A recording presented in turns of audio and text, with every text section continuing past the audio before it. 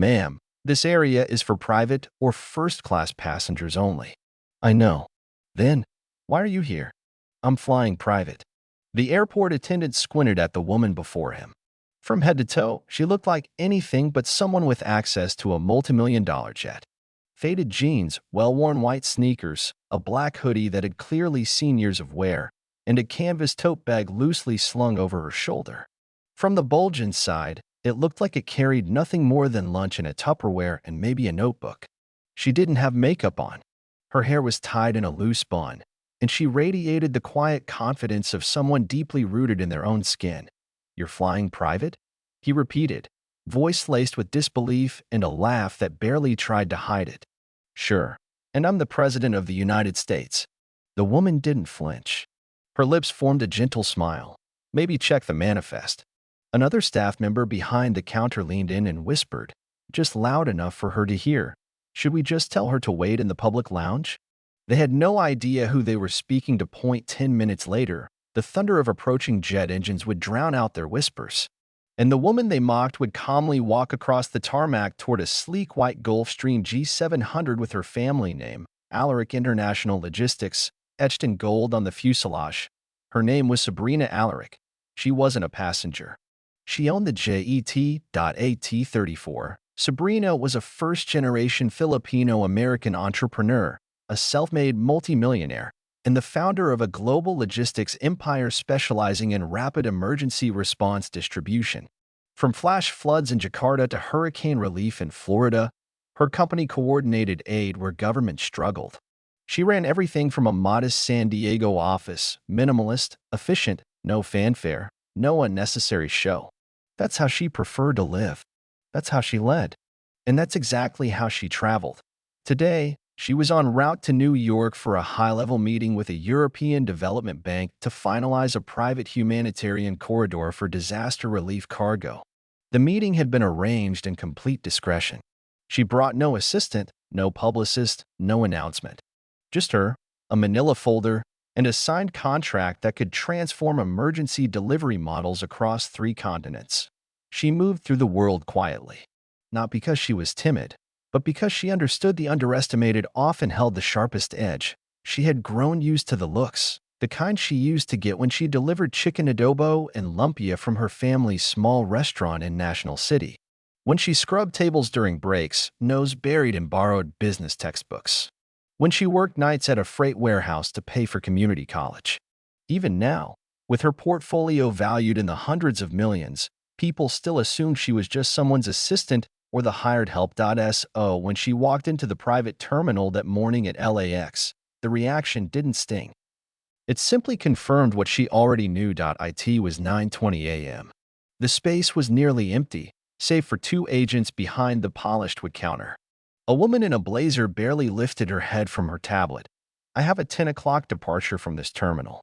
The aircraft is on runway 4, Sabrina said calmly. The woman narrowed her eyes. Name? Sabrina Alaric. The woman blinked. As in, Alaric International? Yes. The man beside her let out a skeptical chuckle. You're that Sabrina Alaric? Yes. He leaned on the counter with the exaggerated confidence of someone about to teach a lesson. No offense, but we've had a lot of influencers and creatives trying to sneak through this terminal. We're going to need either credentials or your pilot's priority code. I have both, Sabrina replied, pulling out a neatly folded folder from her tote and handing over a sealed clearance document. The woman scanned the page. FAA clearance, TSA authorization, and terminal codes. Everything was in perfect order. Still, the pair exchanged looks. You don't look like the type of person who flies private, the woman muttered. Sabrina said nothing. Instead, she walked over to a bench near the wide glass windows and took a seat. She crossed one leg over the other and began typing a message on her phone. She waited. At 9:58 a.m., the tarmac doors opened. A loud hum filled the terminal as a white jet taxied slowly into position. 3 ground staff moved toward the plane, guiding its arrival with practiced gestures. The aircraft was immaculate, sleek fuselage, polished wings, golden insignia gleaming in the California sun. A.I.L. Alaric International Logistics. Her legacy. A tall man in a pilot's uniform stepped inside the terminal. His voice was clear and direct. Is Miss Alaric ready? The woman behind the desk blinked. You're here for her? Yes. She's the owner. Aircraft is cleared and ready for boarding. The entire terminal seemed to freeze. The man who had laughed earlier stiffened, face falling like shutters. Sabrina stood, zipped her tote, and walked to the door. The man began to stammer. Miss Alaric, about what I said earlier.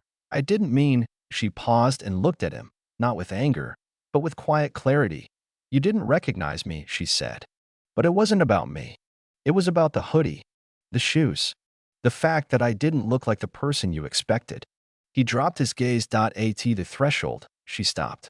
Next time someone walks in here looking too simple to belong, remember this moment.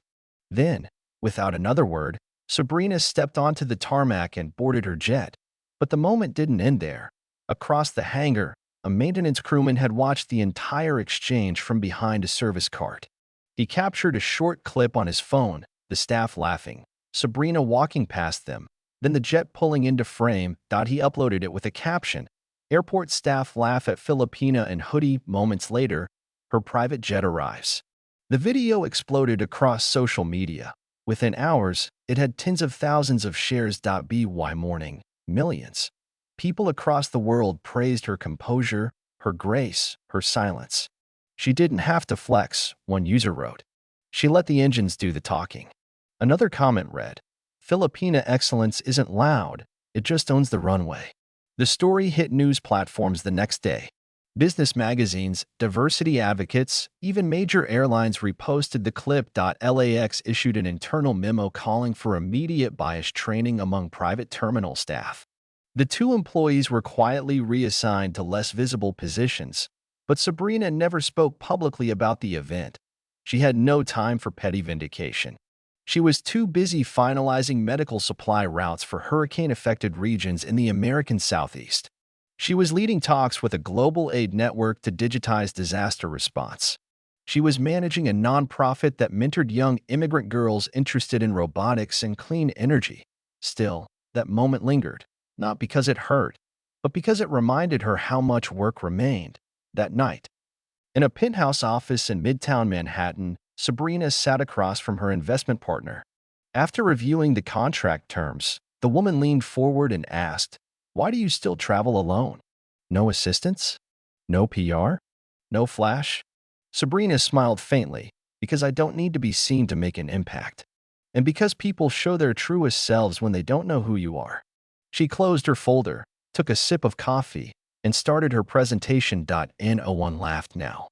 Weeks later, she returned to the same airport, same terminal, same hour.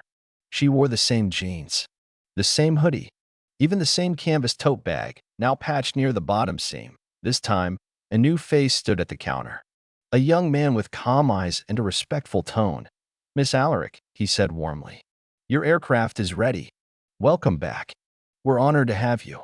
Sabrina smiled softly and nodded, because respect shouldn't be granted based on wealth, branding, or expectation. It should be human by default. The next time someone walks through your doors in simple clothes, worn sneakers, and quiet eyes, don't judge. Don't dismiss.